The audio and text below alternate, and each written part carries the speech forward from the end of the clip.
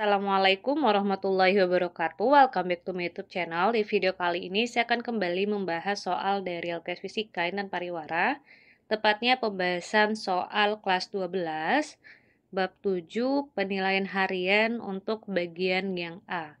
Langsung aja kita masuk ke pembahasan soal yang pertama.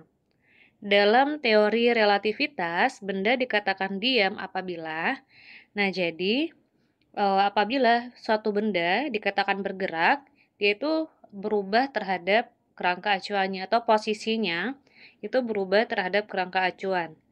Artinya, kalau misalnya bendanya itu berada dalam keadaan diam, maka posisinya tidak berubah terhadap kerangka acuan.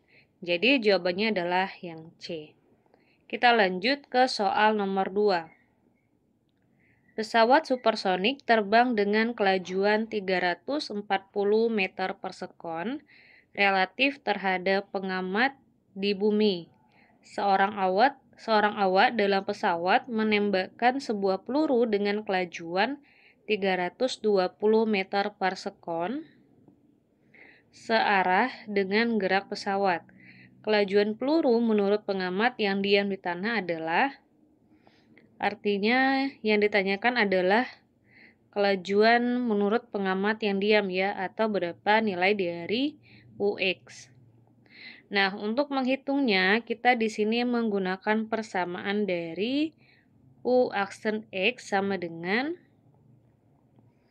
UX dikurang dengan V. Artinya UX itu adalah U aksen X ditambah dengan V. Langsung aja kita masukin, jadinya 320 ditambah dengan 340. Hasilnya adalah 680 meter per sekon. Kita lanjut ke soal nomor 3.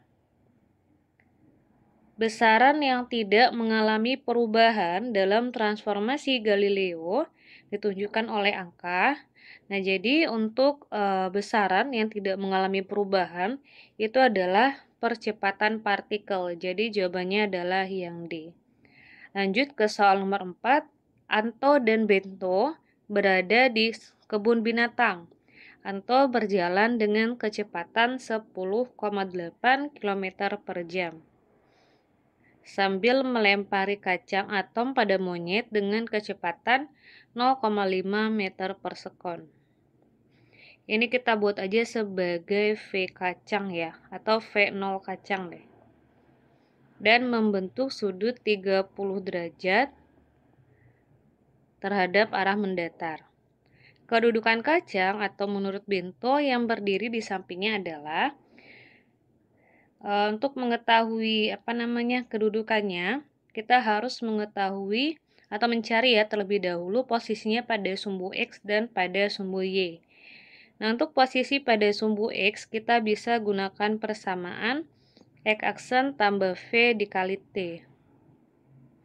Nah, karena dia melemparnya itu membentuk sudut, berarti kan pergerakannya itu dia berbentuk parabola ya. Nah, kalau untuk gerak parabola, di sini dia terdapat dua buah gerakan, yaitu gerakan lurus beraturan atau GLB pada sumbu X dan gerakan lurus berubah beraturan pada sumbu Y. Nah, sehingga nanti untuk X aksennya kita tulis 0, kemudian V-nya adalah yang 10,8 km per jam. Ini kita ubah dulu ke meter per sekon ya. Berarti caranya adalah kilometer per jam kayak gini. 10,8 kita kali 1000 berarti 10.800. 1 jam itu adalah 3.600 sekon ya. Berarti ini jawabannya 3 meter per sekon. Nah, 3 ini kita masukin ke sini, kemudian T. Berarti untuk posisinya pada sumbu X adalah 3T. Selanjutnya, kita hitung posisinya pada sumbu Y dengan menggunakan persamaan dari gerak parabola, yaitu V0 sin theta dikurang setengah GT pangkat 2. V0-nya tadi V0 kacang ya maksudnya, itu adalah 0,5.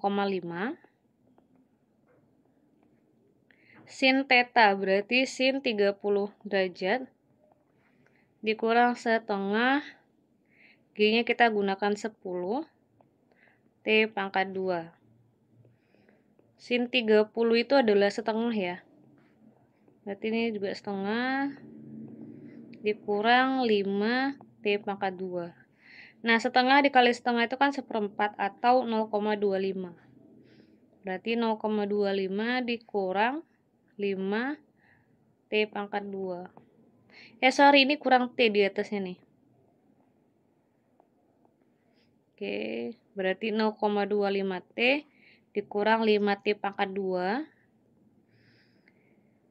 Tapi kita cek dulu deh untuk yang X-nya ya. 2T salah ya. Ini 4T salah. Berarti jawabannya antara C dan D. 0,25. Oh, berarti jawabannya yang C. Kita lanjut ke soal nomor 5. Teori fisika yang berlaku untuk perhitungan fisika dengan benda yang bergerak sangat cepat dan mendekati kecepatan cahaya adalah tentu aja yang E ya, relativitas Einstein dan transformasi Lorentz. Lanjut ke pembahasan soal nomor 6. Prinsip kerja interferometer adalah, nah jadi untuk interferometer itu adalah sebuah alat yang digunakan oleh si Michelson. Nah, prinsip kerjanya itu adalah memisahkan seberkas cahaya menjadi 2, lalu menggabungkan kembali untuk membentuk suatu pola interferensi. Sehingga jawabannya adalah yang A. Lanjut ke soal nomor 7. Seorang pengamat yang diam di bumi mengamati sebuah bintang M pada jarak 1,92 dikali 10 pangkat 9 meter. Ketika T sama dengan T aksen sama dengan 0, sebuah pesawat jet terbang dengan kelajuan 0,8 C melewati pengamat di bumi tersebut. Setelah selang waktu 4 sekon, jarak bintang M terhadap jet adalah, kemudian ada ini lagi ya. Ini sorry X-nya. Yang ditanyakan jarak bintang M terhadap pesawat jet. Oh, berarti X aksen ya. Nah, untuk menghitung nilai dari X aksen, kita gunakan persamaan dari 1 per akar 1 dikurang V kuadrat, C kuadrat, lalu dikali dengan X dikurang V dikali T. Masukin nilai V tadi 0,8 C, kita kuadratkan berarti 0,64 C kuadrat. Lalu masukin X-nya 1,92 dikali 10 pangkat 9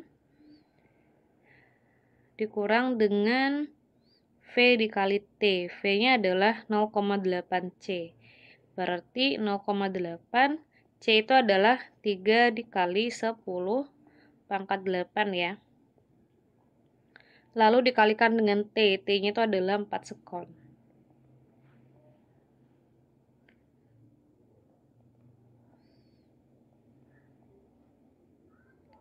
Ini berarti dicoret akar 1 kurang 0,64. 1 dikurang 0,64 itu adalah 0,36. Diakarin itu berarti 0,6. 1 per 0,6 ya. Dikali 1,92 dikali 10 pangkat 9 dikurang 0,8 dikali 3 kali 4. Berarti 2,4 kali 4, 9,6 enggak? Oh iya benar. 9,6 kita ubah pangkatnya aja deh ya. Kita ubah jadi 10 pangkat 9.